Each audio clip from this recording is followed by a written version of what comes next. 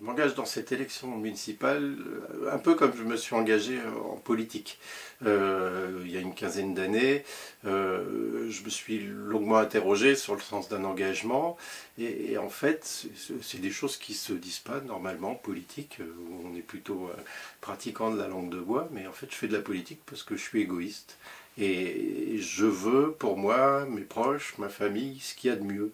Et le programme, le projet, l'idéologie politique que je défends au sein de la France Insoumise et que j'ai pu défendre auparavant au sein d'Europe Écologie Les Verts, pour moi c'est ce qui se fait de mieux en termes de politique et c'est ce que je veux pour ma famille et pour mes proches. Et là, à l'identique, j'habite Limoges, je veux m'impliquer dans la vie de ma commune et pour ces raisons-là et parce que je veux qu'à Limoges on puisse respirer mieux, qu'on puisse manger mieux, qu'on puisse avoir une vie culturelle plus riche, et bien la meilleure façon c'est de se retrousser les manches, de mettre les mains dans le cambouis et d'aller à l'action pour essayer de changer cette ville.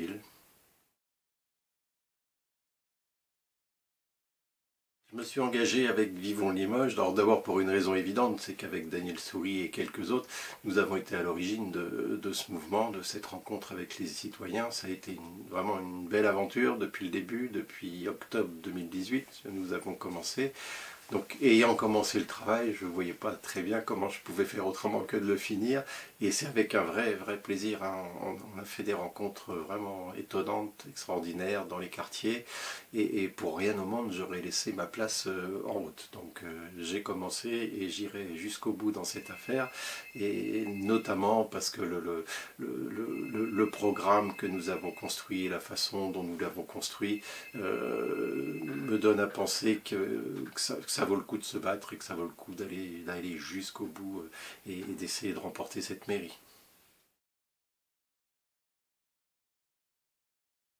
Alors, avant de parler de la mesure, j'ai envie de parler d'une rencontre qu'on a faite dans un des quartiers qu'on a visité cet été.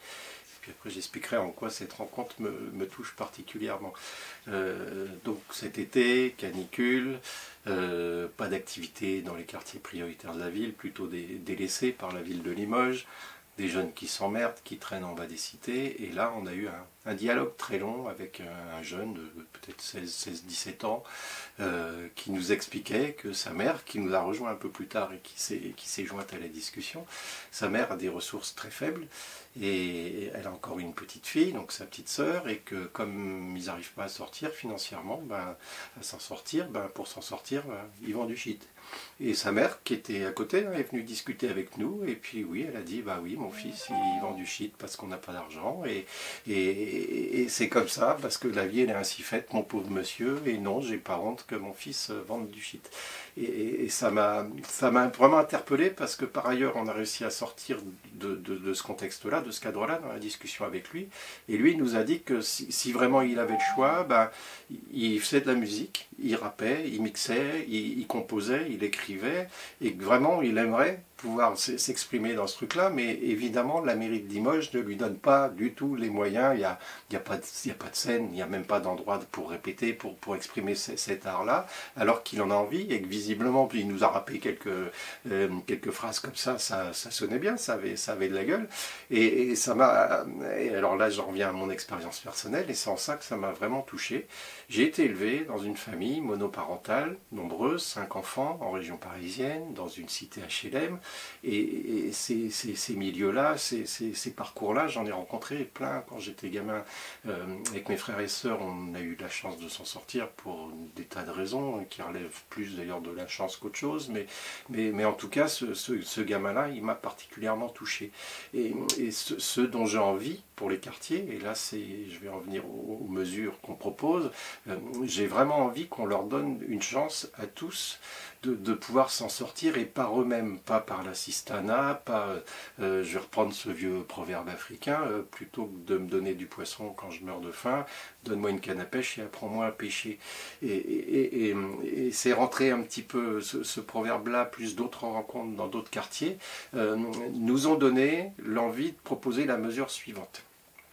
Dans la plupart de ces quartiers, il n'y a plus de commerce de proximité, ils ont fermé, les grandes enseignes ne veulent pas s'installer, on a vu le cas à la Bâtide notamment, qui est en rénovation complète, plus de grandes surfaces, pas de supermarché, pas d'hypermarché et aucune enseigne qui veut ouvrir.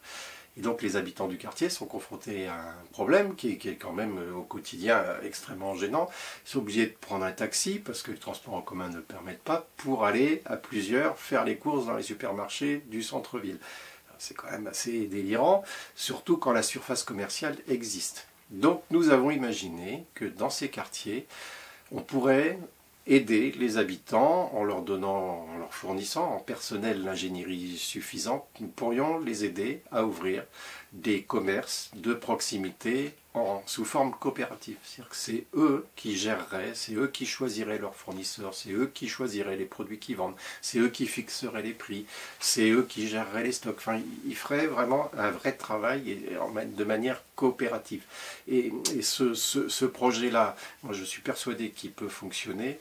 Il ne coûtera rien ou quasiment rien à la mairie parce qu'on peut le financer simplement par une garantie de prêt. C'est-à-dire qu'on fait une coopérative, on intègre des gens à cette coopérative, on monte un projet qui tient la route, la coopérative demande un emprunt auprès d'une banque, la mairie se porte garante de l'emprunt en question, donc tant que l'emprunt est remboursé, ça coûte 0 à la mairie.